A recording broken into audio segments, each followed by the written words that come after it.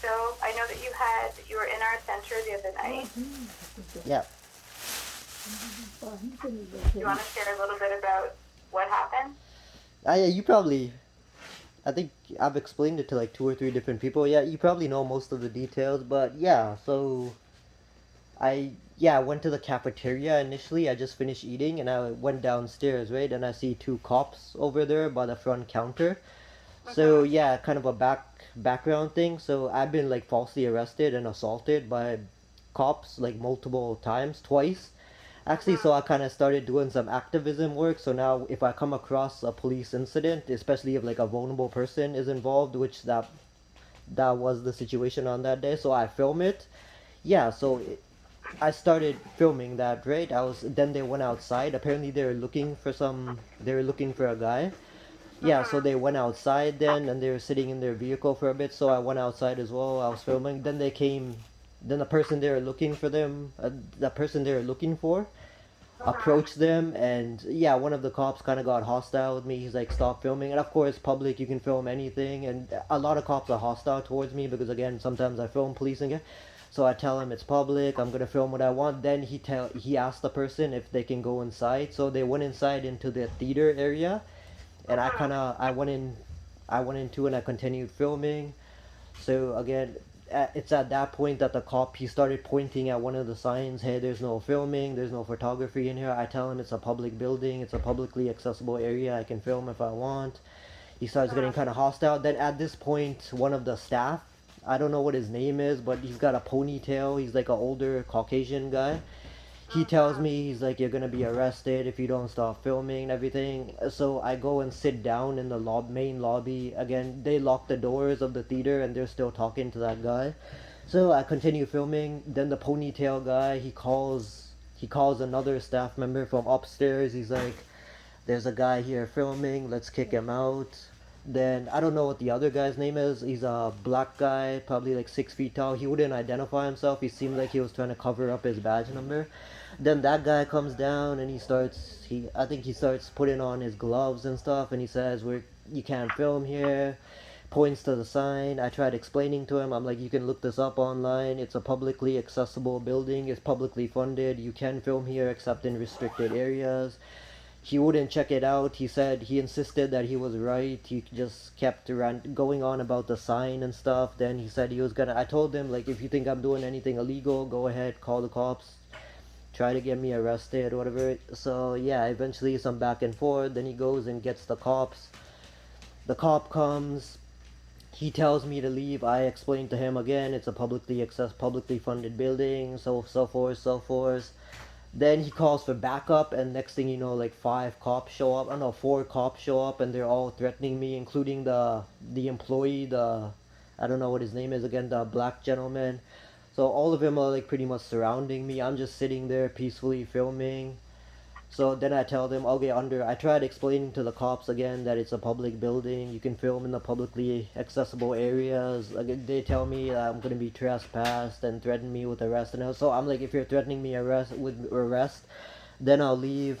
He said yes. If you don't leave, we're gonna arrest you and all this. So I left at that point. But yeah, just I don't know if you've been. The other person I spoke to, I told them to, like, if he was uninformed about how like public buildings, like, he could check it out online. It's all like readily available information. I don't know if you've done that by now, but yeah, it's totally, you can easily Google this stuff.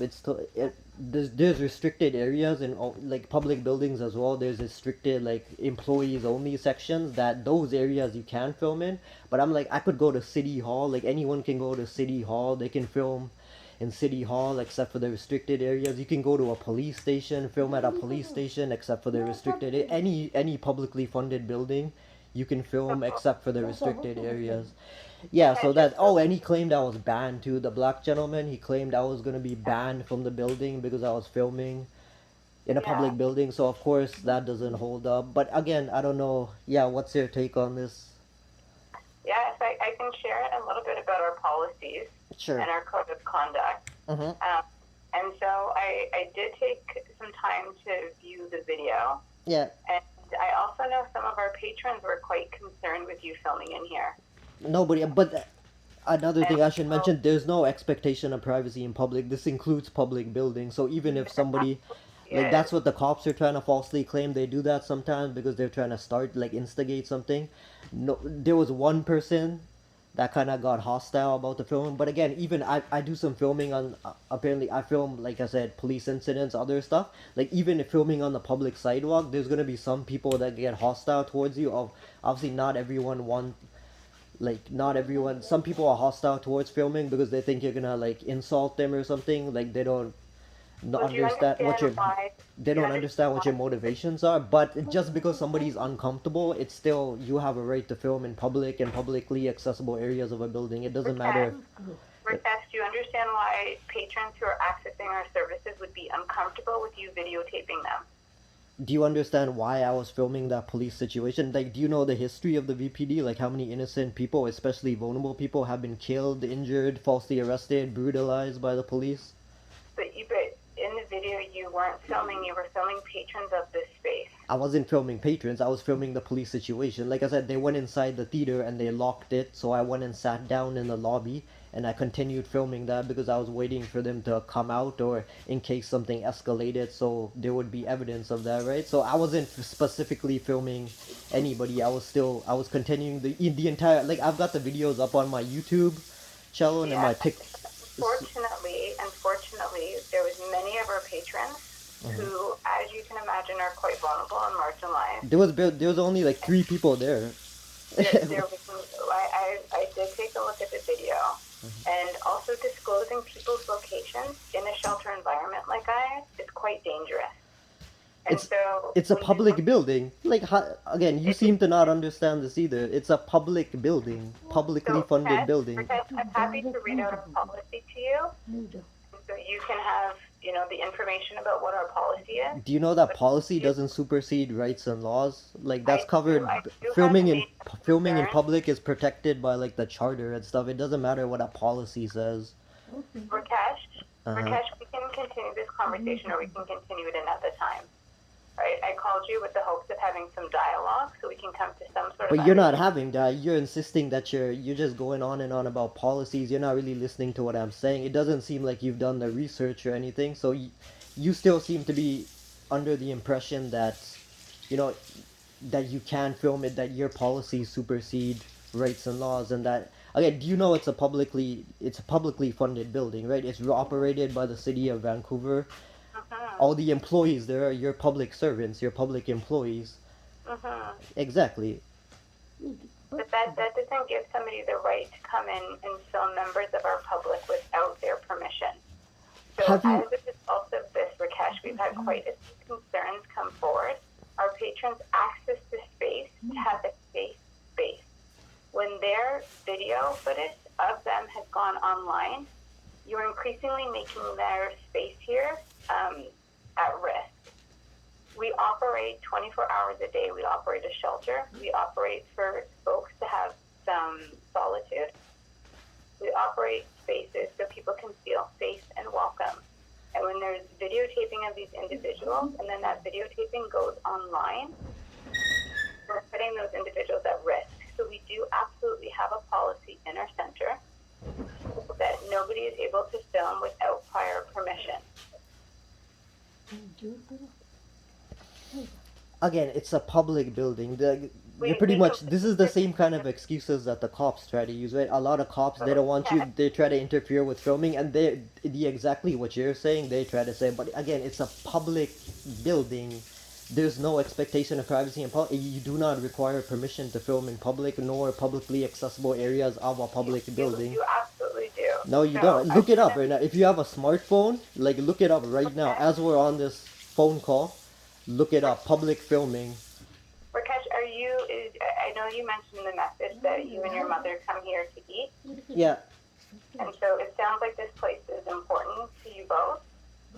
Not really, but you do have some good food there. But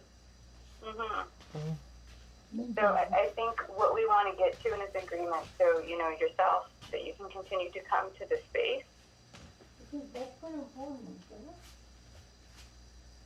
It's important. I think it's important that you understand this, though, because again, it seems like whatever, I, all of this info, you're either in denial or you haven't done the research or something. Like something's going on. Because again, you can just easily Google, like filming, like what do you, legal organizations have like put input into this that you can film in public and publicly, like even a courthouse, the publicly accessible areas of a courthouse, the outside of a courthouse, like you can film all of this. There's no safe space in public, whatever, right?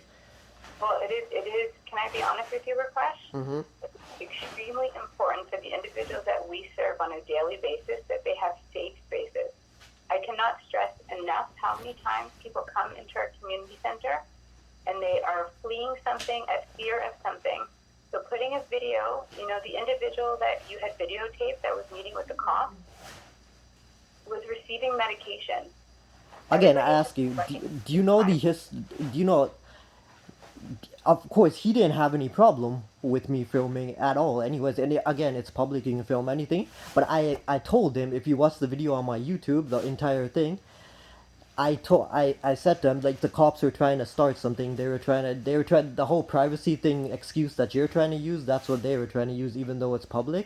I explained to the guy, I'm doing this for your protection because the police don't have body cameras and they have a history of murdering innocent people. So if nobody's filming that, if something happens, like, he's a vulnerable person, right? So if something escalates and there's nobody filming that, there's not going to be any evidence, right? The police are going to get away with it. It'll be their word against his. So Like it's you said, extremely important, if you come across a police incident like that, to film it. Like, having been falsely arrested and assaulted by the cops twice, I know this better than most people. Like, I don't know if you've done any actual research on that, if you know the history of how terrible some VPD are, like the dangers that vulnerable people especially are in when they're in a police encounter. So again, like, I was doing that for his safety. You guys, and plus you guys have cameras all over the place from the time you enter that building. I've seen it. There's at least 20, there's got to be like 20, 30 cameras throughout that building. So that's hypocrisy too. Like, you guys want to spy on us, you guys want to film us, but when we film, like, if there's a police situation or something, or when we film, then it's a problem, but it's not an issue when you guys are spying on us. They even, for some reason, there's even a camera in the cafeteria. Like, why would you guys want to watch somebody eat or something?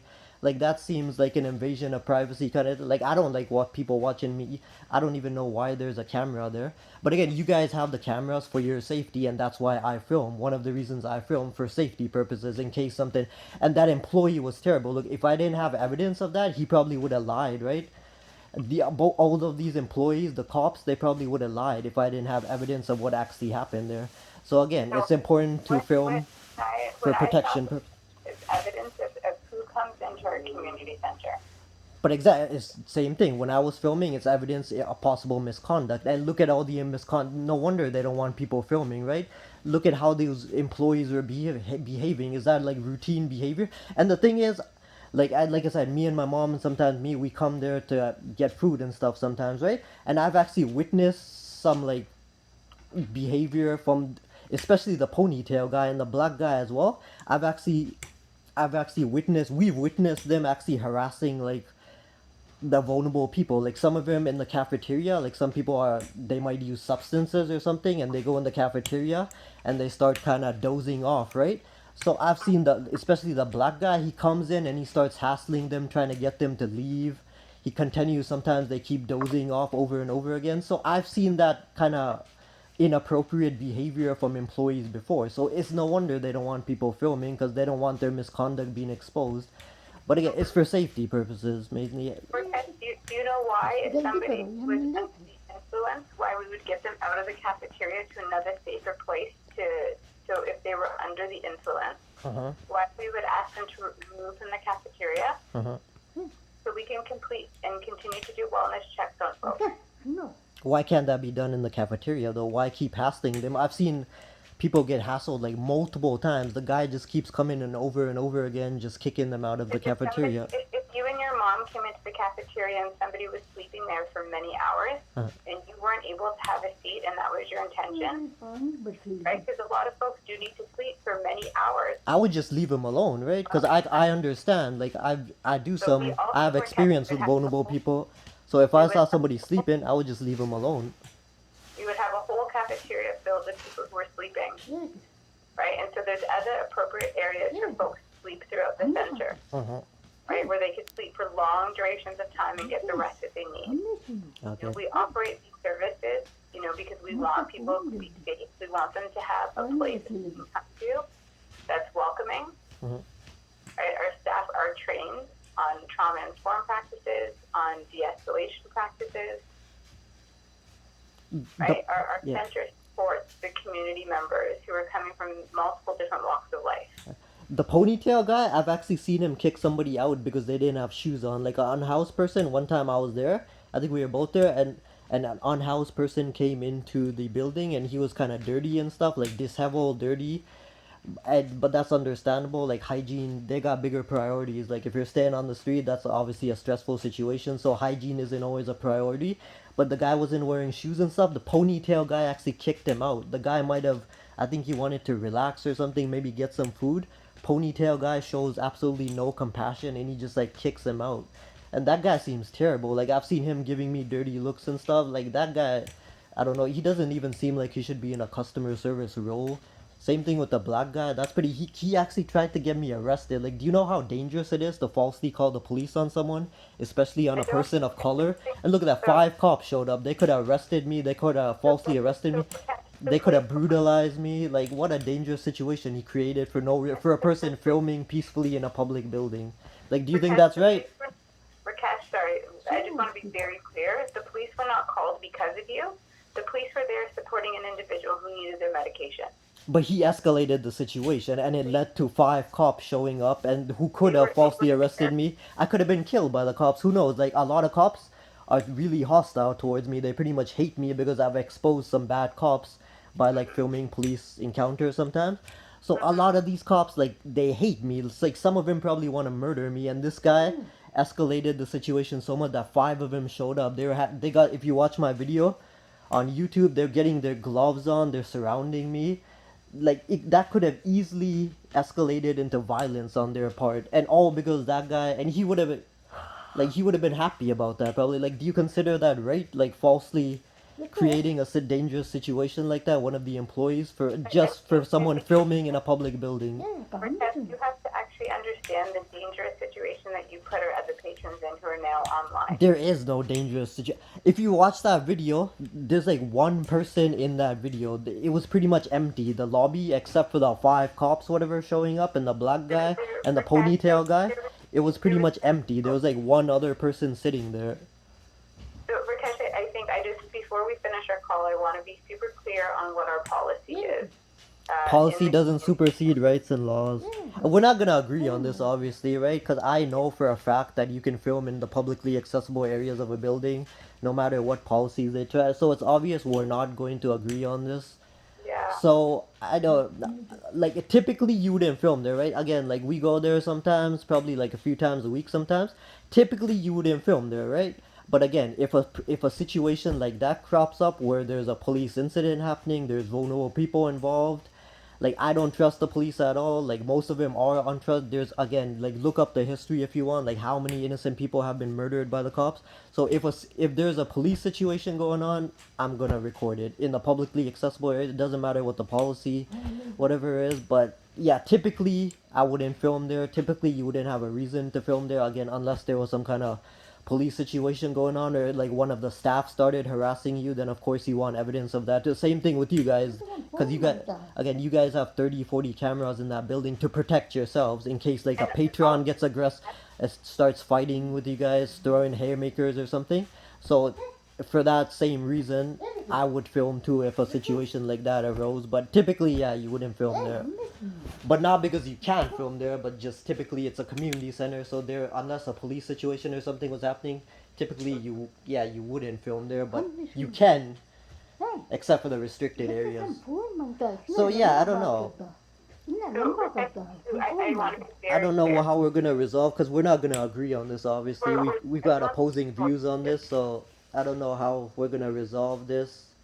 And if they're not views, they're policy, right? So if you could give me 30 seconds, I just want to read it out to you. So this space is owned and operated by the City of Vancouver, and we are the stakeholder of this property. We have a code of conduct, policies, and procedures in place, and these policies are for the best interest of staff and the public. Our You should read the concerns charter. You should read the charter. Do you No, want me to read the charter out loud to you? Rakesh, our concern is around safety and privacy for all folks accessing our space. My concern is safety too as well. If I don't want any vulnerable person getting murdered by the cops and then getting away with it because there's no video evidence of it. I don't want anyone getting harassed by staff. A vulnerable person getting harassed by staff, like I've seen multiple times happen there. Yeah, and there's a process in place, right? Like you said, we have cameras inside of our space. But I don't trust those. Like those cameras are in your control, right? That's not. But the public doesn't have it. You can easily, like the cops have done this, right? They can edit that footage. They can delete that footage. So that's not even trustworthy. Rakesh, as a member of the public, you absolutely have access to that footage if you wanted to submit a freedom of information. I've actually tried that. They tried stonewalling you. I've tried getting access from like some about like not body camera footage, but I've tried getting footage from the police, like surveillance camera footage, and they just hold it hostage. They don't give it to you. So it's not a simple process getting that. You can file a Freedom of Information Act, but they can try to stonewall you and not give up that footage. Like I've actually experienced that, so I know all about that. So it's not as easy as just getting that footage. So it's best to, again, if there's some kind of possible misconduct situation happening, you wanna record it yourself. And everybody records now. You know who doesn't have a smartphone pretty much these days, so you can't stop it. Pretty much, it's gonna happen. Like if company, like you should like retrain some of these employees. Like what's gonna happen with that employee, the ponytail guy and the black guys? Are they gonna face any kind of discipline or no? Why would they have to receive discipline? So you don't think they did anything wrong? You think they acted correctly? Like there was nothing like sicking 5 cops on me for no reason for filming in a public building. Rakesh, the police were there already. Nope, 4 others arrived later on. I told you he escalated. Watch my video on YouTube, or I've got it on TikTok too. I've got parts of the video on TikTok too. It started with 1 cop being there. Then, because that black guy continued escalating the situation, even though I tried to tell him, I'm like, take your smartphone out or whatever, and just Google freedom of press, Google filming in a public building, and you can easily, it's gonna be like the first result. We can read it together. We can go through. You can become educated on this if you don't know, if you're not informed on this topic already. He refused to do that, continued escalating the situation. Then the brown cop, he called for backup, and next thing you know, like 1 minute later, 4 more cops arrive. They're putting on their gloves. They're acting threatening. It seemed like their body language, they wanted to go hands on. They threatened to falsely arrest me. What's next for us right now? What's next for us? Because in order to have access to the space, you're not going to be able to videotape.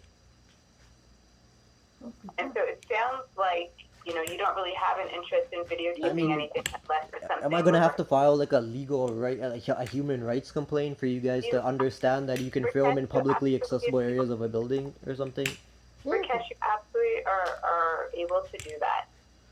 Okay, I might do that. That's a good because again, you're ignoring the evidence or something. It doesn't matter. Like you read the charter, you got freedom of press, and you must know. Like again, you're public servants. It's publicly funded. That's funded by the people. That building, that community center, it's funded by the people of Vancouver. Yes, exactly. So, and again, there's restricted areas. I know and how do you explain? Like if I go to City Hall right now, I could film all through City Hall except for the restricted areas, and like they can't do anything about it, even if there's some employees or somebody who are so-called uncomfortable with it, because it's a public space, because it's publicly funded, they can't do anything. But of course you can't go into like offices and restricted areas and film, but you can like explain that. You're saying you can't film in that building, but how do you, even though it's a public building, but how do you explain that you can film in City Hall, you can film in police departments? I can't actually comment about that, but I can comment about why don't you? You're ignoring the evidence, it seems like. Like, why wouldn't you comment on that? It's relevant to this whole thing. I can comment about our conduct and our policies and our procedures at the gathering place, and like I mentioned to you, it's for the safety of our patrons and our staff. But anyways, how about like if we ever want to pick up food from there, how about we just get takeout? Like I don't even want to really go in that place anymore, because Yeah, you are welcome to get takeout. That's Okay, totally but fine, again, guys. if I see a police, cause you know I'm in downtown, sometimes we're downtown. If I see a police situation happening inside there, I'm going to. You guys are free to call the police and try to have me falsely arrested. But again, I'll film that as well. It'll be embarrassing for you guys, embarrassing for the city of Vancouver. But I'm telling, if I ever see a police incident taking place outside or inside that building, I will film it. Again, you guys are free to try to have me falsely arrested. But yeah, I think the best situation, since we're not gonna agree on this stuff, I think the best thing is I'm just gonna like get, like if we ever want food, we'll just get takeout. Okay, Rakesh. All right. Okay, take good care of yourself. Okay, and train those. Obviously, you're saying you think, in your opinion, they did nothing wrong, even though they did. But I would retrain those employees or something. Give them some additional training. Like, don't harass. Tell them not to harass unhoused, like vulnerable people, because like we've seen it a lot of times. And they claim to be helping, but I don't. It's not necessary. Okay, anyways, what was their name again? Dallas. Okay, nice talking to you, and try to get informed on public filming. It's all available online. Rakesh, Yep. I'm going to ask that you do not publicize my name anywhere, I've nor the names of my staff, because you are putting people at risk. No, I'm going to. It's public information. You're public servants. You don't have any expectation of privacy, but that's just an excuse. Again, you're just trying to do the same thing the cops do. You're trying to claim privacy where there is no privacy. There is no privacy.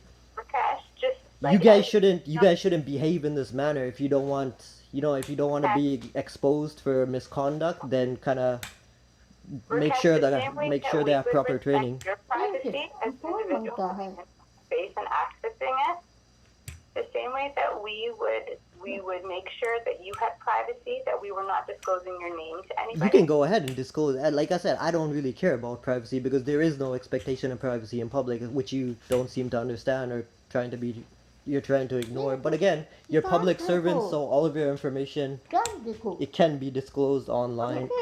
Thank you very much for your time. Bye.